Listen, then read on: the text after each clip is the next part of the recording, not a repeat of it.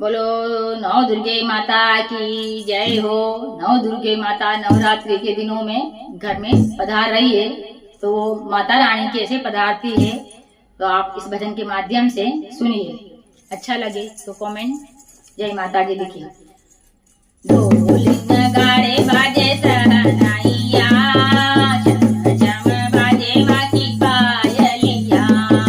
ढोल नगाड़े बाजे सहनाइया, झम झम बाजे माँ की पायलिया। झम झम बाजे माँ की पायलिया। आ गई आ गई आ गई मेरी नौ मैया। झम झम बाजे माँ की पायलिया। आ गई आ गई आ गई मेरी